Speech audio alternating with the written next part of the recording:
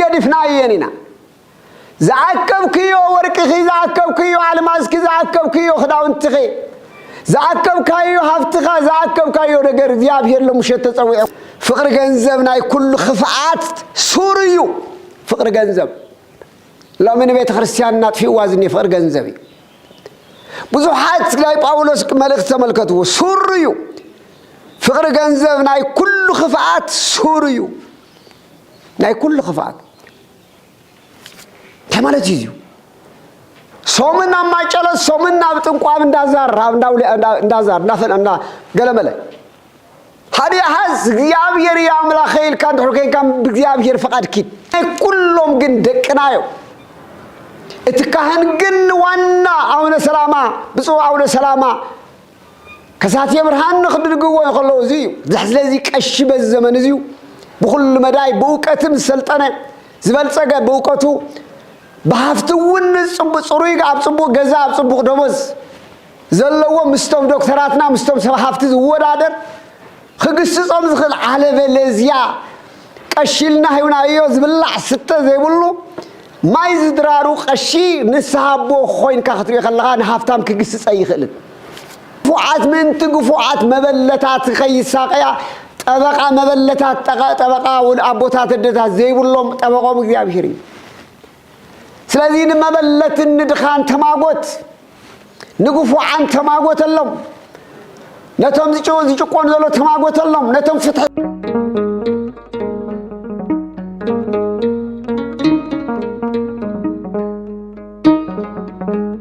اسم اب وولد ومنفس قدوس احدو املاك زلعالم سلاسي زيطقمكم حزي مرصو كورانن كبراتن نايلو معانت ملختنا حدنا رسنا نمرمرلو رسنا مرميرنا مريچانا نستاخللو رس تمرت ماخل غيرنا نمهار سلازخولنا እግዚአብሔር አምላክ እተሐቅ ዝሆነ ቃሉ ንኽን መርጽ እቲ ንሱ ዝነገረና ቃሉ ንኽነድምጽ ክንሰምዕ ሰሚዕና ውን ንኽን ትግብር ሕዝውን ንዓይኹን ንዓኻትኩም نخجلنا نخبرهلنا نخمعدنا لبنا نخقنعلنا أيمرنا نخفتلنا نجزيابير أملاخنا خن محصونه يجبنا أي موت وهابت أبب جلس مسير جابير منفس قدوس تبابون مسيرون نقولنا يجلس لنا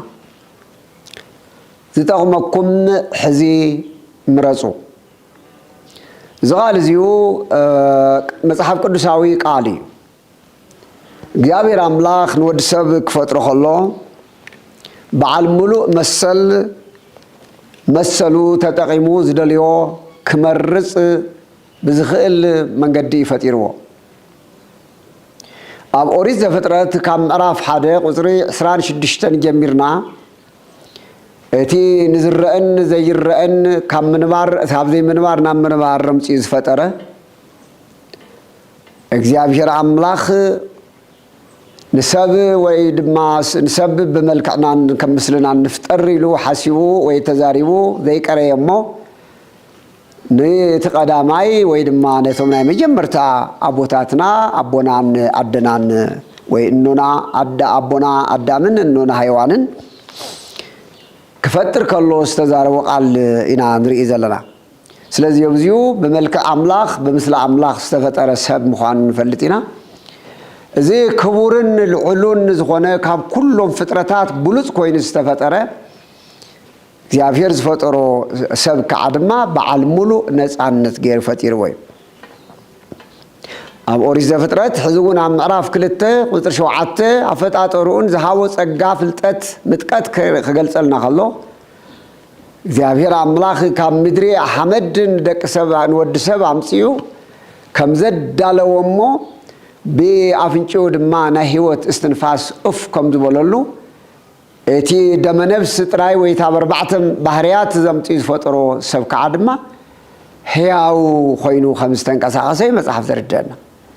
ابزيو اربعه بحريات سغان بلوم كاب مدري مدراوي تبع حمدن انكاب حو تماين ካብ ሓውን ካብ ንፋስን ባህሪ ሓውን ባህሪ ንፋስን ሓመዳዊ ባህሪን ወይ ተብ ሓመድን ካብ ማይን ተበርባዕትዮም ባህሪያተ ስጋን ከላይ ከዓ ድማ ካብ ሰለስተ ባህሪያተ ነፍስ ንብሎም ነባቢነት ነባቢት ለባዊት ህያዊት ዝኾነት ነፍስ ንብላ ኣዋሂዱ ተበርባዕ በሸውዓተ ባህሪያት ዘለዎ ፍጥረት ገይሩ ይፈጢርዎ ስለዚህ እታ ካብ እግዚአብሔር ዝተቀበልናያ ነባቢት ህያዊት ለባዊት ሞት ዘይብላ መስተውዕልት ገይሩ ዝፈጠራ ነፍስና ወይ እዚኣ ድማ ዘላለማዊት እያ ስለዚህ ነዚ ከምዚ ገይሩ ዝፈጠሮ በዓል ሙሉ ነፃነት ገይሩ ፈጢርዎ እዩ ስለዚህ እቲ ዝጠቅሞን ዘይጠቅሞን ዝፈልጥ ገይሩ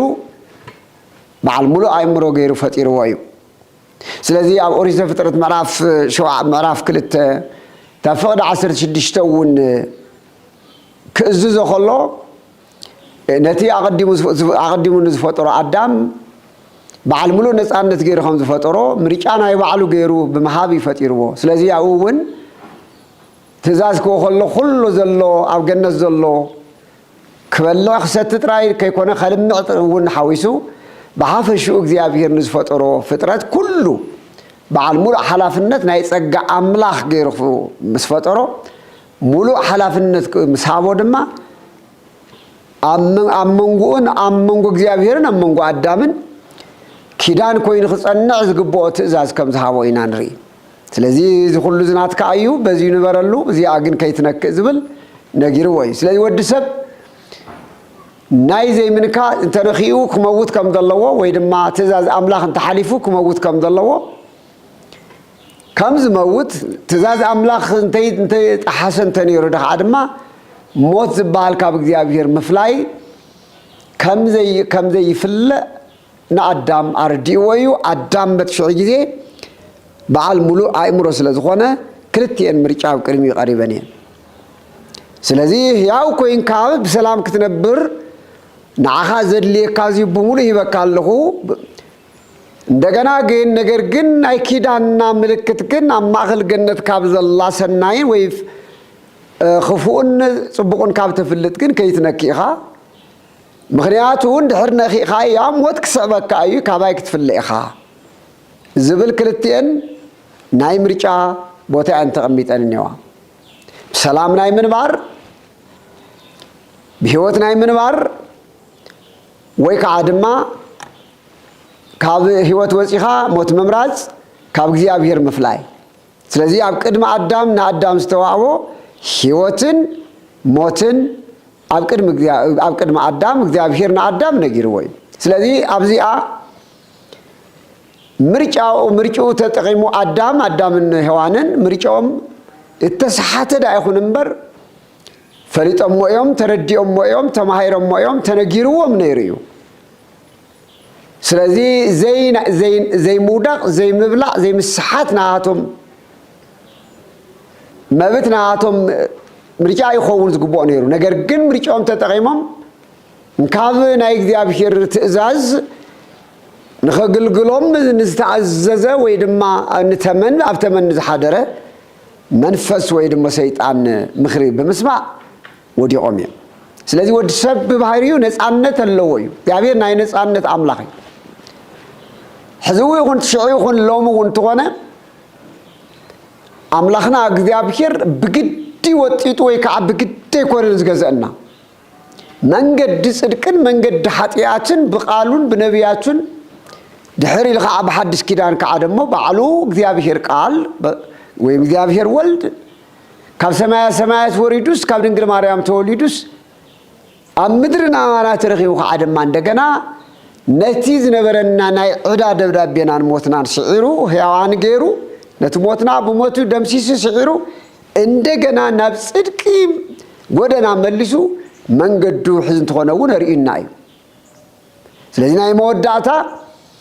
ሕዝውን ጎይታናን መድኃኒናን ኢየሱስ ክርስቶስ ትኾነውን ዝኹሉ ህይወትና ፀጉ መንገዱ ኣርኢና እዩ በህይወት ናይ ምንባርና በህይወት ንኽነብር ተኾይና እንታይ ክንገብር ከም ዘለና ካብ ህይወት ወፂና ሞት ንመርጥ ተኾይና ድማ እንታይ ከም ዘጋጥመና ብሓድሽ ኪዳን ትኾነውን ምርጫ ቀፂሉ ስለዚህ በዘመን እዚሁ ናብ ሲኦል ዝኸይድ ሰብ ብናቱ ምርጫ እዩ ናብ ገነት ናይ ምኽያድ እውን ብናይ ባዕልትና ምርጫ እዩ ንእግዚአብሔር ናይ ምምላኽ ናይ ባዕልትና ምርጫ እዩ ንእግዚአብሔር ገዲፍና ንጣዖትን ንዲያብሎስን ከምልኽ እየ እንተኢልና ናይ ባዕልትና ምርጫ እዩ ነገር ግን ሓደ ዘይዝንጋዕ አይምሮና ዝነግረና ዝንገረና ዘሎ ንእግዚአብሔር ምምላኽ ንዘላለም ብህይወት ምንባር እዩ ንዲያብሎስን ንጣዖታት ምምላኽ ናይ ዘላለም ኩነኔ ምዃኑ ግን ይንገረናል ስለዚህ በምድራዊ ነገር እንኳን ተሪናዩ ኣብ ቅድሜና መርዝን ማዓርን ወይ ዝቀትልን ዘይቀትልን ነገር እንድሕርቀት ይቀሪቡልና መርዝ ምዃኑን እናፈለጥና ማዓር ምዃኑን እናፈለጥና ኣብ ቅድሜና ቀሪቡና ሃለወ ምርጫና ነቲ ማዓር ተኮይኑ ወይ ድነት ተስሚኹ ነቲ ማዓር ነቲ ጥዑይ ነቲ ዘይጎደአና እንድሕር ኮይኑ ብህይወት ናይ ምንባር መሰልና ዝተሓለወ ነገር ግን መርዝ ምዃኑን እናፈለጥና ኣብ ክንዲ ነቲ ማዓር ነቲ መርዚ መሪፅና እንተበልዕናዮ ግን እቲ መርዚ መሪዙ ከም ዝቀትለና ንፈልጥ ስለዝኾንና ብናይ ባዕልትና ድልየት ወሲና ሞት መሪፅና ኣለና ማለት እዩ ብነፍሲ ተኮይኑ እውን ናብ እግዚአብሔር ዘላለማዊ ክብሪ ንኽትኣትወሉ ትኽእል መንገዲ ጽድቅ ሪኢኳ እዩ ናብ ሲኦል ትኸደሉ መንገዲ ክሕደት ወይ ጋዕ መንገዲ ሲኦልካ ኣሪኢኳ እዩ ስለዚህ ምርጫኻ ናይ ባዕልኻ እዩ ኣብ ቅድሜና ዝተቐመጣ እዚኣተን ክሳብ ወዲ ሰብ ምድሪ ዘለዎ እዚኣተን ብየማንን ብፀጋምን ዘለና ደቂ ሰባት መሪፅና ክንጓዓዘን ተዋሂቡና እዩ ስለዚህ ምርጫ ናትና እዩ ወዲ ሰብ ነፃነቱ ብማንም ኮምፕሌን ክገብረ ይኽእል ብእግዚአብሔር ከማረ ይኽእልን ብዝኾነ ሰብ እውን ተደፊአየ ኣሰሓይተይ ክብል ኣይኽእልን ኣዳም ብሔዋን ምክንያት ከምልጥ ኣይከኣለን ሔዋን ብተመን ምክንያት ታብ መቕፃዕቲ ታብ መርገም ክተምልጥ ኣይከኣለት ዲያብሎስን ብምስሓቱ ናይ ዘላለም ፍርዲ ረኺቡ እዩ ስለዚ ኩሉ ብባዕሉ ተጠያቕን ተሓታትን እዩ ኣምላኽ ዝሃበካ ኣእምሮኻ እኒአካ እዩ ክልቲኦም ነገር እግዚአብሔር ኣምላኽ ይርአና ኣሎ ኣእምሮና ከዓ ድማ ዘይክሕድ ኩሉ ግዜ ዝነግረና ሓቀኛ ዳኛ እዩ ሰባት ከይፈልጡና ይኽእሉ እዮም ሰባት መንነትና ከይፈልጡ ይኽእሉ እዮም ብዝተፈላለየ መንገዲ እንተደ ብኽፍኣት እንተደ ብፅድቂ ናይ ባዕላቶም ኣተሓሳሰብ ክፈርዱልና ወይ ክፈርዱና ይኽእሉ እዮም ነገር ግን ዘይሰሓሓት ኣእምሮና ግን መንነትና ይነግረና እዩ እንታይ ጌርና ኣብ ቅድሚ ህዝቢ ጠጠው ከም ንብል እንታይ ጌርና ኣብ ቅድሚ እግዚአብሔር ጠጠው ከም ንብል ንሰብ ዘይፈልጦ ባህርያትና ተግባራትና ኣእምሮና ይፈልጥ እዩ ለኩሉ ከዓ ናይቲ ኣእምሮና ፈጣሪ ዝኾነ ዘሳኻልና ዝሃበና እግዚአብሔር ከዓ ይፈልጥ ስለዚ ምርጫና ኣብዚ ዓለም ክሳብ ዘለና ናይ ምርጫ መንገድና መዓልትና ኢና ናይ ህይወት ወይ ናይ ጽድቅ መንገዲ ምርጫና ኣብኢድና እዩ ዘሎ ስለዚ ዝጠቅመኩም ሕዚ ምረጽ ክንብል ብርስ ከለና ዝጠቅመና ሕዚ ክንመርጽ ኣለና ኣብዚ ዓለም እዚ እንዳሃለና ኣይና እዩ ዝመርጸና ዝጠቅመና ኣይናይ ከይ ዝጎድአና ኢልና ምርጫና ነስተኻኽለሉ ናይ እግዚአብሔር ቃል ይነግረና ኣሎ ንኣብነት ሊቀ ነቢያት ሙሴ ኣብ ኦሪት ዘዳግም ምዕራፍ 30 ቁፅሪ 19 ዝቐመጦ ቃል ኣሎ እዚሁ ንእስራኤል ዝተዋሃበ ምርጫ እግዚአብሔር ንእስራኤል ዝወሃቦም መማረፂ እዩ ክልተ ነገር ኣብ ቅድሚ እስራኤል ኣቕሚጡ እግዚአብሔር በትሽዕይ እንታይ ዝበሎም እግዚአብሔር ሕይወትን ሞትን በረኸትን መርገምን ኣብ ቅድሚኹም ኣንቢረልኩም ከም ዘለኹ ሎሚ ሰማይን ምድርን ምስክረይ እዮም ሰማይን ምድርን ምስክር ገይረ ሎሚ ኣብ ቅድሚኹም ሕይወትን ሞትን በረኸትን መርገምን ኣብ ቅድሚኹም ሰማይን ምድርን ምስክር ገይረ ኣቕሪበልኩም ንኹ ይብለሎም ንእስራኤል ሰማይን ምድርን ብክልቲኡ ሰማያውያን መላእክት ምስክር ገይረ ሰማያውያን ቅዱሳን ኣብ ገነት ዘለዉ ቅዱሳን ወይ ደግሞ ሰማያውያን መላእክት ምስክር ገይረ ምድራውያን ጻድቃን ምስክር ኣመንቲ ምስክር ገይረ ቅድሚኹም ዝነበሩ ኣበው ኣርስተ ኣበው ምስክር ገይረ ብኸም ዘሎ ብጥሪኡ እውን ከዓ ደግሞ ሰማይን ምድርን ሰማይን እውን በዓሉ ምስክር ገይረ ሎሚ ንዓኻትኩም እዛ ምርጫ እዛ ዕድል እዚኣ ሂበኩም እኒኹ ብሕይወትን ሞትን በረኸትን መርገምን እየን ስለዚ ሓዲአን ምረፅዎ ኣሎም بحيوت كنبر ينتلكا تهيوت مرصا عنس كبيوت موت يزحشن ننتلكا نموت مرصا مرقم زدلي ننتلكا مرقم كا تقبل برخت يزدلي ننتحركوينكا برخت مرص نهوتن برختن دي خاخت مرص ويش نموتن مرقمني خاخت مرص عدل كاب إدكايا بعلخا مرصا بعلخا مرص كاتوا داير يكاب زفكرك زدل خايوي إدكال إلكات ربحاون تدمين إدكاتوا عبحاون تلكا بحوتوا ماين تلكا مايتوا حارئة أقرب كلك معارة وعقستار عقستار زي تكم حمق مرز خونا نقرن معارة قريبا لك الله حاديون أي مبلع نات كان مبتيو يبلغ زيابير እግዚአብሔር ግን እግዚአብሔር ስለዝኾነ ፈታዊና ስለዝኾነ አፍቃሪናን ፈጣሪናን ስለዝኾነ እግዚአብሔር ግን ወላዝ ዕድል እዚሁ ነፃ ይሃበና እምበር ኩል ጊዜ እግዚአብሔር ግን ክንመርጾ ዝምነየልና ወይ ደሞ ዝፈቀደ ዝምነየልና ዝደልየና ኣብ ክንድ ሞት ንህይወት ክንመርጻ ኣብ ክንድ ንመርገም ንበረኸት ክንመርጽ እዩ ዝእዝዘን ህዝብ እግዚአብሔር አበይም ዓለም ዘለኹም አድምጹ لومي أكيد مينا زقربة مريشانه بهيوت دينا خنبر ندل زلنا ويس بموت بمرقم دينا خنبر ندل زلنا ويس ببركة مريشانا لو من تايو نهيز بتقرأي مريشان تايو ناي كهانات تقرأي مريشان تايو ناي سباكيان وانجل مريشان تايو ناي ليك أنت مريشان تايو ناي مناسي مريشان تايو داي مريشانا بهيوت كنبر بسلام كنبر مس እግዚአብሔር كنبر دينا نمرز لنا ويس كعدما موتي موت مالت نفسن سغا مفلاي طراي مالت يكون موت كترغوم كله ካብ እግዚአብሔር مرحق معلوم موتي እግዚአብሔር ዘየምልኽ ፍጥረት እንደረሊ በህይወተ ስጋ እናሃለው መጽሐፍ ቅዱስ ሞተ ይብሎ ጎይታ ዘዛረብ ከሎ هدقوهم لموتان يكبروا موتان يهم يزبل نتموتان زمر أزمات كم موتاناتهم قبروا قدفوهم موت نموت ريسان ريسا أيقبرني تاي مال الداي موت مالته زي نقرنا زلوك هابك زيابير مفلاي تاب حقي مرحقي تاب قال زيابير مرحقي تاب صير تاب فتح رتن مرحقي تاب صير كوي وانجل مرحقي تاب منقد سناي مرحقي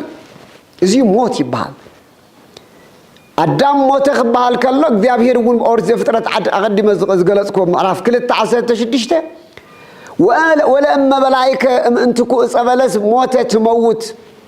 تابزا بلس زي عند هرد أفتافري أبلها ناي موت كتموت يا خلو خلو موت سقط رايكون بونوسو أدم شو مسبل الشعور جن immediately جن أدم موت يزموت زي انتاي ما أنت عينة موت كاب እግዚአብሔር تفوليو صقوته غفيف يو فرحات رعاد اتيويو ጭንቁ ሂጥወዩ ታገነት ተሰድድዩ እዚ ተዓብይ ሞት ተኸቢድ ሞት እዚ ደድሕሪ መጸ ድሕሪ አማይት ዓመታት ሞት ስጋ ዝገጠሞ ዋና ሞት ካብ እግዚአብሔር መፍላይ ዋና ሞት ምስጥር ቅጠጠው ዘይምባል ዋና ሞት ምስጥር ምስሐቅ ቅጠጠው ዘይምባል ዋና ሞት ካብ እግዚአብሔር መፍላይ ስለዚህ እትሞት ዝባል ዘሎንሲ ስለዚህ እግዚአብሔር ግን ከሙ ሞት ክንመርጽ ንመርገም ክንመርጽ አይፈቅድም ኩሉ ጊዜ እግዚአብሔር ዝብለና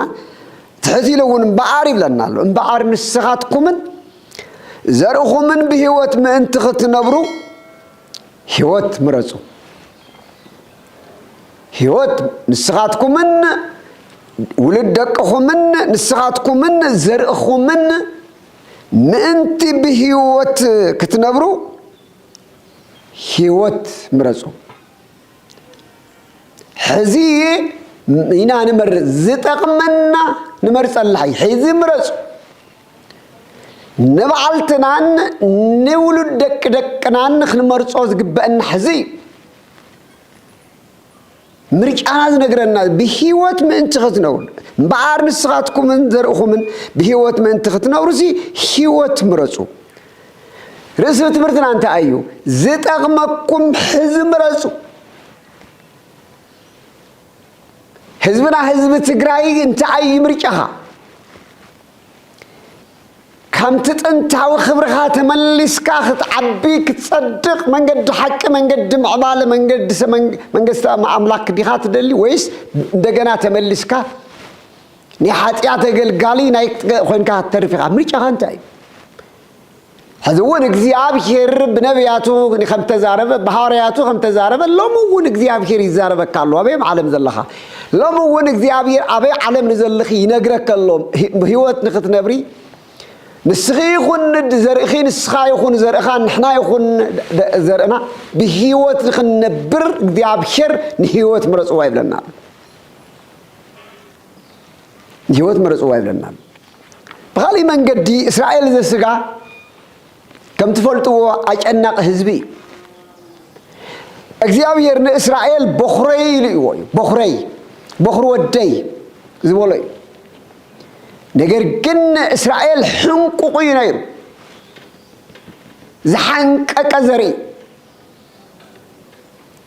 ዝሓንቀቀ ቆልዓ ዘለካ ሕንቁቕ ቆልዓ ሕንቅቕቲ ጓል ዘላትክ ሕንቁቕ ወዲ ዘለካ ምረዮ ክሕንቅቕ ከሎ ከመይ በለ ባህሪ ከም ዘሎ ሕንቁቕ እዩ ነይሩ እስራኤል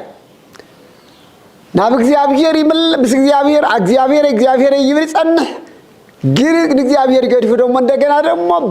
በዓል እናበለኻ ደግሞ ናብ ናይ አጋንንቲ አምልኾት ይኸይድ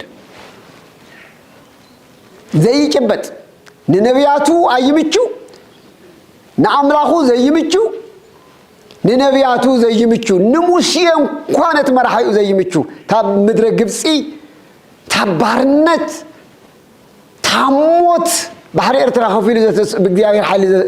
ዘሳገሮ ንሙሴ ወዲያውን ዝሓደ እስራኤል ሙሴ ምእንቲ ህዝቢ እስራኤል እናጸለየ ኣብ እምባ እናበኸየ እናሃለወ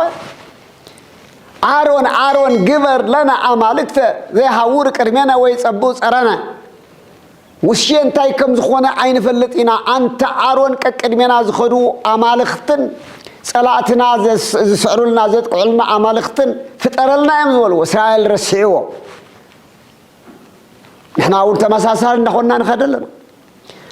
ብዙሕ ዋጋ ዝኸፈሉልና ንርሳኦም ኣለና ብዙሕ ዋጋ ከፊሎም ዋጋ ዝኸፈሉልና ናይ ደም ዋጋ ናይ ህይወት ዋጋ ዝኸፈሉልና ረሲዕና እዮም ቤዛ ዝኾኑና ዘንጊዕናዮም ንሕና ንሳቶም ንሕና ንኽንነብር ንሳቶም ሞይቶም ንሕና ከም ልብና ክንንቀሳቀስ ንሳቶም አካላቶም ሲኢኖም ንሕና ከይንመውት ኣብ ስልጣን ምእንቲ ክንጸንሕ ቤዛና ኮይኖም ሓሊፎም እዚ ዝገበሩልና ደቅና ይኹን መራሕቲ ሃይማኖትና ይኹን መራሕቲ ዝኾኑ እንታይ ጌርናዮም ንጠልሞም ኣለና ንርሶም ኣለና እስራኤል ንሙሴ ወዲያውን ካዱ ንአምላኹ ረስዖ ባህሪ ኤርትራ ዝኸፈለ እግዚአብሔር ገዲፉ ናይ አሕዛብ ናይ ግብፃውያን አማልክት ተመነየ ሎሚ ናይ አቦታትና ታሪክ ናይ አቦታትና ቅድስና ናይ አቦታትና ንጽህና ናይ ንብፁዕ ወቅዱስ አቡነ ሰላማ ናይዞም ቅዱሳን አቦታትና ሐረግ መንገዲ ምስዓብ አብይና ልምምድ ቤተ ክርስቲያን ዘይኮነ ነገር ክንገብር ዘይኮነ ልምምድ ክንእትሕኽ ንብለለና ተአምላኽ ዝጽየፎ ንገብር ሕኽ ንብለለና እምበኣር እዚ እቲ ናይ ዓለም ነገር ስለዚ ሙሴ ላሒሉና ተሳቀየ ሓሊፉ ድሕሪ ሞት ሙሴ ንእስራኤል ዝተቀበለ ኢያሱ እዩ እስራኤል ግን ክፍኣቱ ከማይ ሊቀጽሉ ሓደ ግዜ ናብ አምላኽ ሓደ ግዜ ናብ ጣዖት እናበለ እግዚአብሔር ይመስገን በዓል ሙሴ ግን ካብ እግዚአብሔር ኣይረሓቁን ነቲ ዝብድሎም ህዝቢ እንትኾነውን ሞት ኣይተመነይሉን أي كحدوون أي تلمون زخلو دونغولان زخلو خصرف كله موسى كحد كله موسى خطلم كله موسى نهزوي كحدن إسرائيل يا أخي إسرائيل أو يعني مكحيدمو موسى تذكروا እግዚአብሔር ንሙሴ ዝበለ ነገር ነይሩ አንተ ሙሴ ውረድ ተሳብ ግብጽ ዝወጻው ዘወጻኻዩ ህዝብኻ ህዝበይ ዝብሎ ዝነበረ እግዚአብሔር ንሙሴ ህዝብኻ ይብል ህዝብኻ ይርብሻሎ ህዝብኻ ኺድኒ ውረድ ነዚ ህዝብ እዚ ከጥፍኦ እየ ንዓኻ ግን ኣብ ካሊ ኣብ ጽቡቕ ህዝብ ክሸመካ እየ ዝብለ እግዚአብሔር ንሙሴ ሙሴ እንታይ ዝበለ ኦ እግዚአብሔር ናይ አብርሃም ናይ ይስሐቅ ናይ ያዕቆብ አምላክ ግደፍ እየ ትግበር ዓለም ክሳኸናዩ أحزاب كتخلد يوم إنكاب جبس أو سيوم ما خل برخا رفريفوهم كمن بارينا سمعنا أبراهام النا يساق النا يعقوب أملاخ سمع نعاتهم ذكرهم زهاد كايو خيدان حلو عند هرجعان إسرائيل تطفق وين كان عايب كالي أيد اللي نتافتنا هوت مصحف سر زني هو لمون من تهزبهم كم زعين الزبالة مسوايت سخفروا بزحاتيه عند هرجعاه هزبنا تابزت أفن إحنا ندفع زولهم اليوم يوم زيابيركم زولي كلنا سلازي تمرجع ناتنا خون خمسة الله نمرز كاري صار إياسو مخب بلمون إياسون تابلتات حدا معلت مسكنه إياسو أب مصحف أب أريد أب مصحف إياسو مثلا مراف أسران 4 تابع 10 حموش تزلهم تغلى الله رأيه كم يلوم نيرو إياسو نا إياسو مخرجهم زي نيرو إسرائيل زهابهم حزق عن እግዚአብሔር ፍርሕዎ ይብሎም አለው አንተ እስራኤል ግደፍ አንተ እግዚአብሔር ፍርሕዎ በፍጹምነትን በቅኑዕ ልቡናን አምልኽዎ በፍጹምነትን በቅኑዕ ልቡናን አምልኽዎ ነቶም ኣብ ሰገር ሩባን ኣብ ግብፅን አቦታትኩም ንዘምልኽዎም ዝነበሩ አማልኽቲ አውጽዎም ለእግዚአብሔር አምልኹ አቦታትኩም ብምስሓቶም ስሒቶም አማዕደሩዋ ነቶም ናይ አማልኽቲ ጣዖታት የምልኹ ነይሮም አቦታትኩም አያታትኩም ጋዕዝዮም ነይሮም አጋይ አያታትኩም ለእግዚአብሔር ሕዚኖሞ ጣዖታት ብምምላኽ ስለዚህ ቶም ታወቦታትኩም ዘእትኹምዎም አማልኽቲ ዝኾኑኩም ዚኣቶም ግዕዚና አውጽዎም ለእግዚአብሔር አምልኹ ሎም እግዚአብሔር ይናገራልና አሎ በስተፈላለየ መንገዲ ኣብ ህዝብና ልምዲ ዝገበርናዮም ጸገም ኮይኖምና ዝኔው ክሕደት ስስዕነት ጥልመት ፈታው ርእስነት ኣነ በይነይ ንንበር ባህላይነት ገዚና ጉቦ ሙስና ከምዚዮም ዝበሉ ንህዝቢ ዘጽርጽሩ ዘለው ዞም ከምዚዮም ዝበሉ ጣዖታት እዮም ጣዖት ማለት የግድ ጣዖት ማለት አይኮነ እሱት ናይ ሩባ ሰገር ዝነበሩ አማልኽቲ እዮም ሎም ድማ ንሕና ንእግዚአብሔር ነምልኸለና በክርስቶስ ነአምነለና እናበልና ጣዖታት ብጣዖታት ቁጽሩ ዝኽሉ ስንፍትሕ መሃብ عرسخا ጨቋን ምዃን ገፋዓ ምዃን ንህዝብኻ መከራ ወዲቁና ሃሎ ንስኻ ፈታው ርእስን ፈታው ሓረግን ፈራው ዓልየትን እንዳኾንካ ምኽያድ እዚ ጣዖት እዩ እዚ ይርሕቆ ንእግዚአብሔር ፍትሕን ርትዕን ጽድቅን ይዝፈቱ ንግፉዓት ምንቲ ግፉዓት መበለታት ከይሳቀያ ጠበቃ መበለታት ጠበቃ ወልአቦታት ደታት ዘይብሎም ጠበቆም እግዚአብሔር ስለዚህ መበለት ንድኻን ተማጎት ንግፉዓን ተማጎተሎም ነቶም ዝጭቆን ዘሎ ተማጎተሎም ነቶም ፍትሕ ሰአኑ ተማጎተሎም ምንት በሃማት ምዝራብ ምሰአኑ ተማጎተሎም ፍትሕ ሲኖም ዝንከራተቱ ተማጎተሎም አንጻር ነዞም ዝጭቁንዎም ዘሎ ተሳሎም ይዝ መጽሐፍ ቅዱስ ናይ እግዚአብሔር ቃል زي عايز نقرأنا يقولوا مولو إياسو سلازم تعمل نجزيابير أملاخ كفو مسيلو نجزيابير مملاخ كفو مسيلو أنت ترأيكم جنا نمن كم تملخو نتوم أبوتاتكم أبسجر ربع زملخو ومزنورو أمالختي وي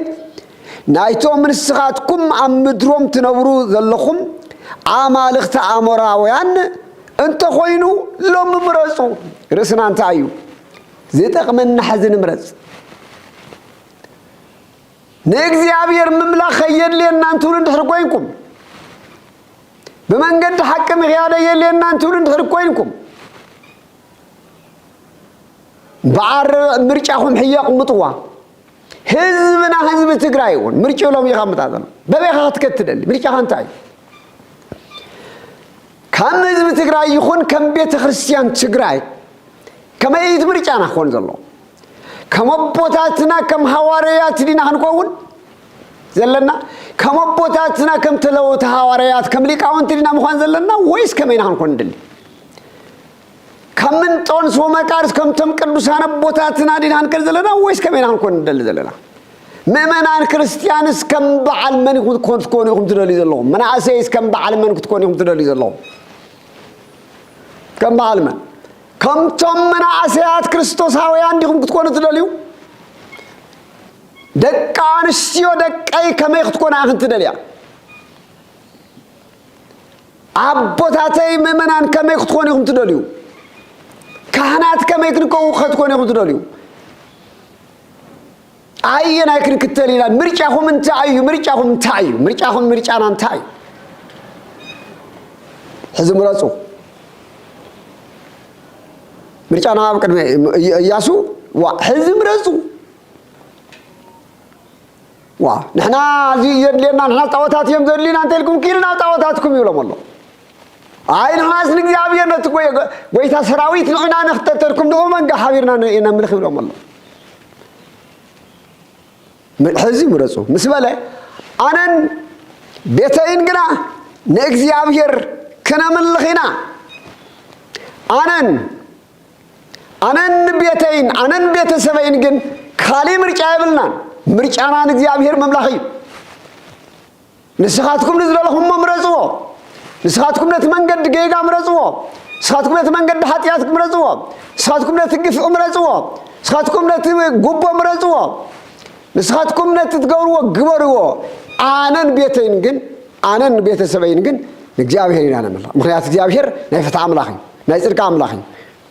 نيز جابير نيقفان عملاخي مرزوه بير سلذي لم تاينا زيت أغمكم حزي زيت أغمنا نمرس الله ساعتي لا تطولنا أنا يزحشنا لهم نزيت أغمنا كنمرس إقبالنا اتيك أنا عين عملاخو وريز خونا نبيون استزاروا نقر الله إلياس استوى على نبي استزاروا نقر الله إلياس هون يغربوه إلياس دما ناب كله تهزبي قريبو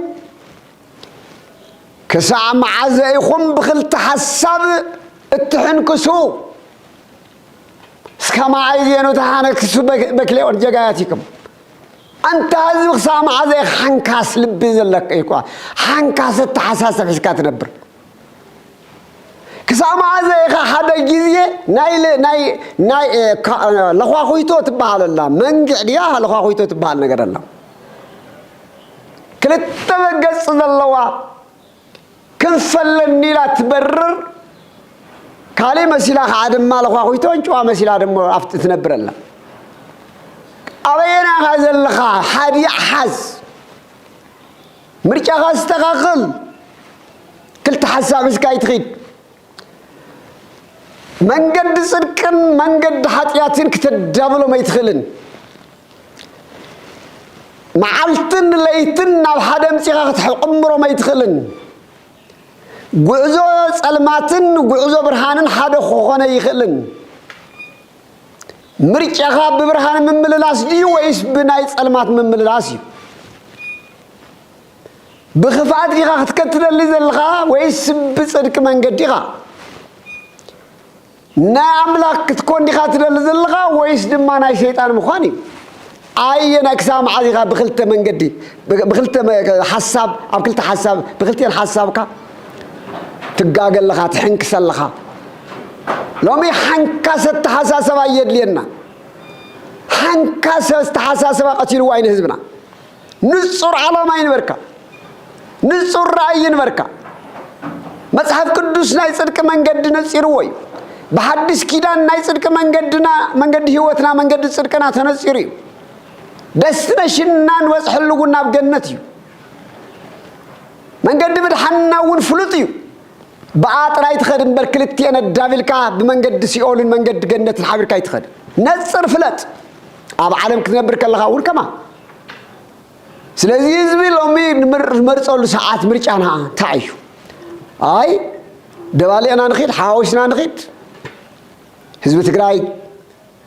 بقلاو هيوت كاي يخون كم حزب كم محبرسب يخون كم امان كم بيت امنت يخون نصر راي نصر علامه نصر كنبرك الله من قدخا تمرصلو حدا እግዚአብሔር ተብለህ እንደሆነ ኮይ ካና እግዚአብሔር ስራ ሐሰብ حدا فلاسين دحر منكش براين بعلامه ياتيو تاي تاريخو ابوتاتنا صحيفهم لنا حدا قشي ياخشكم كله منتاي كم زحزا منتاي كم تقبلا تا خينت كليريا مصحف قدس مكرا قبل الله خواسي اللايك امون غواسا كون اللاي امون غواسا كون اللامبر اسم غواسا كون يكون يوحنس وانجيل مراف 10 تقصي من تعباقيعو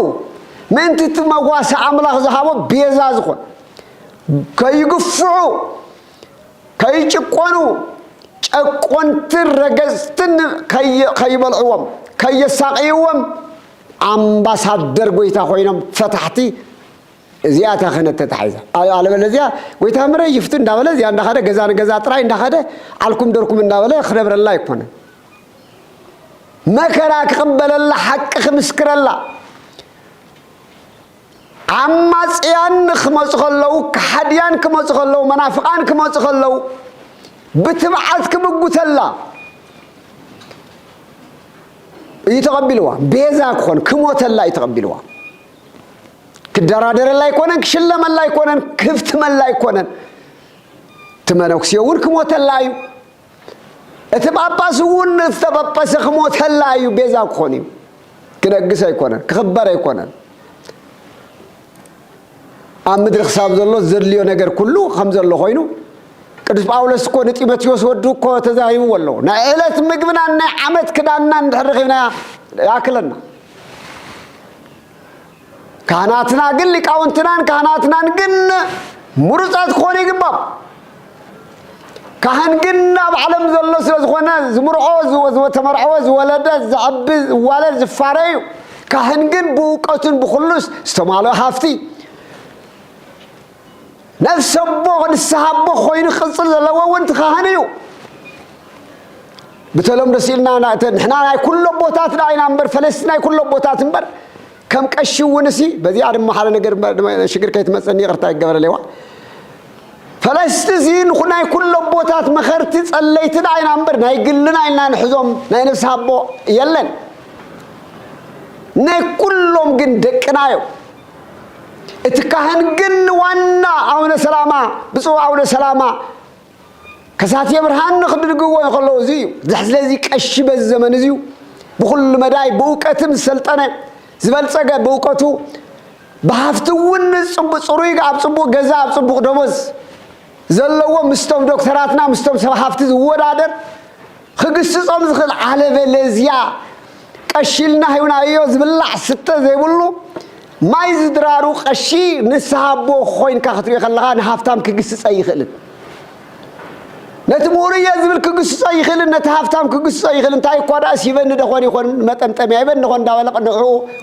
حشكر هافتام حشكر كوينو تساقي قويز نبر سلازي كهناتنا جن هافتامات كون اللهم كهناتنا بإيكونومي خاوي اللهم كهناتنا نمأمنا ندخاتات وانجلهم هيروم እንደገና ዳቦን ክስግዛ ዋለይሎም ዝሁ ኾነሎም መጽወት ኾነሎም ሰባክያነ ወንጌል ኣብ ዓለም ዘለው እዚኣቶም ከምዚ ኮነሎም ኣቦታትና ፈለስትግን ውሉድ ስለዝኾኑ ዘድልዮም ኩሉ ማሕበራዊ ኑሮኦም ገዳም ተኮይኖም ብማሕበራዊ ኑሮ ኣብ ገጸር ኣብያተ ክርስቲያናት ተኮይኖም ብማሕበር በብዘለውዎ ኣቦታት ከምቲ ኸማና ተኮይኖም ብማሕበራዊ ኑሮ ትነብር ዋና ግን እዚ ሕዚ እውን ብዘይኮነ ከይትርጉሙ ሓደራ ትምህርቲ ኣነ መጽሓፍ የዛረብ ዘሎ ስለዚ ታይ ኤልያስ ታይ በለ ብክልተ ልቢ ኣይትንበር ብክልተ ሓሳብ ክሳብ መዓዝ ኢኻ ትነብር ቀሺ እንተኮይንካ ቀሺ ኩን ፈላሲ እንተኮይንካ ፈላሲ ኩን ኣቦ እንተኮይንካ ኣቦ ኩን አለበለዚያ ፍቲኖ ኣብ ክልተ ኢድ ክተጥለጠብሎ ክትልክ ኩን ተረኸብ ሓሳብካ ኣቕንዕ ባርቲ ጠንክሪት ናይ እግዚአብሔር ቃል ምርጫና ሎም እዩ አይና ንመርጽ ዘለ አየልየን እንተልካ ዳ ባልኻ ጉዳይ እግዚአብሔር ግን ምርጫኻ ፍለጥ እዩ ዘለ ስለዚህ ምስ በለ እግዚአብሔር እንተ ኮይኑ አምላኽ ደድሕሪዩ ሰዓቡ ይብል ኤልያስ እግዚአብሔር ድሕሪ ኮይኑ አምላኽ ልኩ ናብልኩም ደድሕሪዩ ሰዓቡ በዓል እንተዳ ኮይኑ አምላኽ ከዓ ንዑ ንበዓል ሰዓቡ በዓል ዝበሃል ዘሎ ነቲ ሰይጣን ነቲ ጣዖት እዩ ስለዚህ እግዚአብሔር አምላኽ ይተልካ እግዚአብሔር ሰዓቦ አነ እግዚአብሔር ይል በዓል ይንተልካ ኺና በዓልካ አለበለዚያ ግን እኩልትዮ ይተሓማም አይቶ እኩልትዮ ይትቶ ሓደ ጊዜ እግዚአብሔር ሓደ ጊዜ በዓል ይትበል ናትና ህዝብ ሽግር እሱ ንኮኑ ቤተ ክርስቲያን ቀትር ቤተ ጣዖት ቤተ ጠንቋሊ ተማለች ይዩ ሶምና ማጨለስ ሶምና ብጥንቋም እንዳዛር ናፈና ገለመለ هذه حز እግዚአብሔር ያምላኽ ይልካ ድሕርከን ከም እግዚአብሔር ፈቃድ ኪድ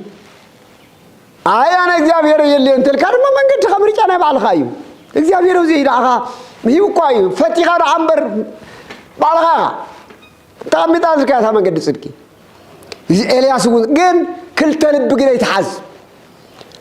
ክልተ ልብ ይተሓዝ ካህን ተኾንካ ካህን ኩን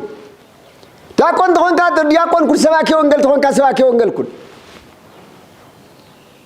ممن كريستيان تقول كريستيان كون من فقيد الكا بعد حدر حنت بحنت سنة خاطر نبر قبل أغلق يتبل بعد تبيت كاب بحدر يتغير عاقل يفكا فوق رخت جود عايجب بكار من فقيد الكا حفت سلسلة لك سلطان سلسلة لك ممن أنا ورع عم بتكم حلو أبينا هم ذلوا كريستيان أرثوذكسي أنت الكا أتونا بيت كريستيان كا قرب سجد قال بلزيا نعقرب نعسكر كان عندي من يا كان زبلك عسنانك كساب زرقف أي انتخا نبعت كساب مرايز عبيك قلبتك عقم حساب عندي خاخت تصبه أو زمان قلت وعنت بالكاس من أدمغات قصرها سلازي حي مرات صباح كريستيانية زين دار كاي تنبر أتون عم مسرع كريستيان ممن كن أنت من سوون كريستيانية تلك أرثوذكساوي كريستيانية تلك من سنة يبوتات كان يزوم قدمت من أسيات تاريخ أتونا بيت كريستيانك نكوت السياق زمرر في كاد خمس ساعات كعدم ما يشفر بيت خد الله يكونه بيت كريستيان كتمسخ خلقها بك ناي مزمران كده أنت غادين كاد خرب الشت كعدم ما فوق يشفرات خد الله يكونه وسن كل تلبيز كل تقرن لأني الكاب كل تقوم يوز أو كل تقوم كتوز لا حنتي خاتوز لك وسن إلى أسبق حدي حاز نعو صعب بلوم ميرن أب قدام هنا قست عصر شومنته أسرع حدنيو تروه تغزر بالتي ويتنا نرحلين على يسوع كريستوس ونزل قرنا أبي قال له كبر مسكنا نعو يقول نتبيزاز خوننا نتعاملنا نتمدحنا خبر مسكنا يبصح يوم نسونا قرناي أحد قبر أيك لتكاني ولا خلي عجاز هذا عقل قالي نخلت تقوي صوت كزاي خلن انت يلود نتحدى خسأل نتحدى كفكريو ويكع نتحدى كخبر نتحدى كنعقيو مبعر نجزياب خيرن نجنزبن كتجزو عاي تقولون يقوم حري حز لبنا بقى هذا قبر يجيك لتكاني ولا كلي عجاز أبتمساسالي ساعات أبتمساسالي بوتا وينكا نخلت قويتة تجزأ يدخل نحاده قويتة أخذ تجزأ على بلزيا بمن ما يخون الكان نسخاتكم ونم نجنزبن نجزاب يركز جزء يدخل جنزب يدل المالت كي مسلك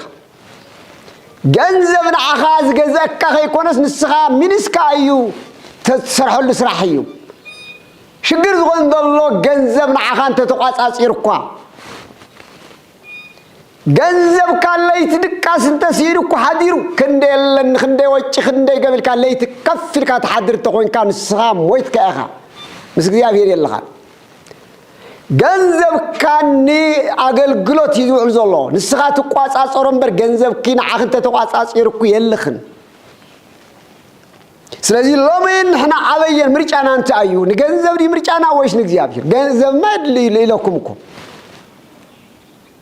ولك كاب أبراهام زعبي حفتام يلن كاب يوم زبالة حفتام حفتنا جزيا فير حفتام أنك تكون تاجنا جن حفتنا نعناز جزء تكون حفتنا نجزيا فير هذبنا ولا تقول نايجبنا سلازين جنزب تحضر جنزب لهم في الله لومي أبونا الدين قتيلو جنزب يوصله أرجع تبو جنا نهلو أرجع تديو جنا نهلو مع زيات موت ترلي بمرز ترلي بجنا أتاتيلو جنزب نخبل ولا دزقتر ولا دايم يصلى ولا الدين تيكارين نجنزب كله دكم زخادم واليوم يوم دقاقي مزار والله جنزب زي جنزب زي حدا جنيا موتي كم زين ناقبر كاس إجزابير كمل خيال كاب بيت إجزابير مرعيكا خنتي تمن لها يكون كاز الله هاري أحز ويتاز ولا ونسي ده من وده فيت بسفحون كرينا قدس باولس ون ناب صحافه ولا غير قدس باولس ولا ون لنا فقر جنزب لنا قدس باولس ذا حيز لكم ماتيوس صحافه وانجلاو صحافنا مراف شدشته تفقد 14 زليو وانجلاو لوقاس ون مراف 16 13 يلو والله قدس باولس ون تيموثيوس ودو فقر جنزب ناي كل خفعات سوريو فقر جنزب لا من بيت كريستيان نات في وازني فقر جنزبي بزحات لاي باولوس ملك تملكته سوريو فقر جنزب ناي كل خفعات سوريو ناي كل خفعات سوريو قال يوم بلنا الأمة قال يوم بسنك هرفان جنزب كام من قدي اتعامنت وسيوم يوم قال يوم بسنك هرفان جنزب كام من قدي اتعامنت وسيوم يوم لا ما بيلنا عم من قدي امنت دلنا عم من قدي صدق دلنا بزحات جنزب بمفتاونا ودقنا نجنزبني إغنى موت أنا بهذا عالم وعالمني موت بهذا يبن أنا بعالم زنداز موت كوي عالم ونباي زندا موت تياز ولا كلا يجيبك ولا يو جنزب نتقاملون من كسا قسيلا ده أمبر جنزب كجزء نجنزب لنا حتياتين سر نجنزب لنا بس إحنا قلنا جنزب كجزء لنا أي خلنا يقول ما نبعلتم بزح سقايم سو من قدمناتهم دربيهم ندقنا عبل نبعلتهم بزح سقايم سو جنزب حادقينياي سقايو دقاسو يهبن سلام يهبن أمسي بلنا تيموثيوس أو قدس باولوس نودو تيموثيوس أبز مخرم على قدامي تيموثيوس شدشت 10 تزلي سلازي أبزي وان نزنقرنا زلو أبزي وان تحرير خالد زلني يا أخلني نزبل قنا زلني يا أخلني نزبل قنا نأكزياب خير أملاخ بزوح ربح قالوا بزوح نأكزياب خير أملاخ بزوح ربح قالوا تاي زبل زلني يا أخلني نفزع على مزيو زمس أنا يبلنان تبديها محسن كتوز خلقي كابز على مزيات تراي زمان كتولد كي تراي وانا تولدنا نفزع على مزيوم صنايو نجر يلن ካብዛ ዓለም እዚውን ክንወስዶ እንኽእል ከቶ የለን እሞ ቀለብን ክዳንን ዓመት ቀለብን ክዳንን እንተረኺብና ያእኽለናዮ ናብዛ ዓለም ጎቲትካ ዘምፀኻዮ ነገር የለን ታብዛ ዓለም ሕዝካ መቃብር ትኸድ ነገር የለን አንታ ሎሚ ብስስዕነት አንታ ሎሚ ብጉቦ ይኹን ብገለመለ ብዘይመጠን ገንዘብ ከኣኪብካ ዝኒኻ ለማዓንቲ እግዚአብሔር ተፀዊዕኳ መልአከ ሞት መፂን ተወሲዱና ዝኩሉ ዝኣከብናዮ ገንዘብና መን ክበልዕ ይመስለካ ያዕቆብ ከም ዝበሎ ንቅድሚት ሓዊ ዝኾነና ጥፋት ዝኾነና ሞት ዝኾነና ስቃይ ዝኾነና ካሊ ዝኾነ ስለዚ ሒዝናዮ ሎሚ ዓሻሽ ኮይና ሎሚ ሰብ ክመውት ከሎ ቀደም ወለድና ለባማት ነይሮም ሰብ ክመውት ከሎ ታሰለስተ እመትን ስንዝርን ኣቦጀዴ ገመድ ኣለዋ ታንተ ወሲኻ ሰልየርያ በኣተ ጠቕሊልና በሓንቲ ዕንጨት ወይ ብክልተ ዕንጨት ወይ ብዓራት ተሽብና ኣብ መሬት ከምታ ኣምላኽ ዝበልና ኢና ንኣቱ ነርና ተሓፃፂብና ካሊ የላን ኩለን ገዲፍናየን ኢና ዝኣከብክዮ ወርቅኺ ዝኣከብክዮ ኣልማዝኪ ዝኣከብክዮ ክዳውንትኺ ዝኣከብካዮ ሃብትኻ ዝኣከብካዮ ነገር እግዚአብሔር ለሙሸት ተፀዊዕኳ እመነኒ ማለባይ ዝበሎ በቃ ንስኻ ግን ጥራይ ዝባንካ ኣኻትከድ እቲ ስጋኻ ናብ ዓፈር ናብ ሓመድ ከኣትዩ እታ ነብስኻ ጥርሓ ናበይ ክትከድ ፍለጥ ባዕልኻ ኣይፈልጣና እዚኣ እያ ስለዚ ነዚኣ መድሃኒታ እንታይ ዝብለና ዘሎ ስለዚ ነዚኣ መድሃኒታ ምረፅ ሓይ ናብ ሲኦል ክኸተለልኻ ምረፀ ገንዘብ ኣግበስብሶ ግን ሲኦል ከእትወካ እዩ እቶም ክህፍትሙ ዝደልዩ ግና ብዝጠፍን ብዝማስንን ብዝባላሾን ንሰውነቶም ብዘጥልቕን ብዘስንፍን ብዝጎድእን ኣብ መፃወድያ ትምኒት ፈተናን ይወድቁ ቀዳማይ ጢሞቴዎስ ምዕራፍ 6:6-10 ናይ እግዚአብሔር ቤተሰብ እንታይ ዝብል ዘሎ ርእስና እንታይ እዩ ዝጠቕመና ሓዚ ንምረፅ ኣየና እዩ ዝሕሸን ህዝቢ ትግራይ ሊቃውንቲ ትግራይ ካህናት ትግራይ ሰባክያን ትግራይ መመናት ህዝቢ ትግራይ ኩልና ምርጫና እንታይ እዩ ከም ቦታትና ናይ እግዚአብሔር መንገድ ንከተል ወይስ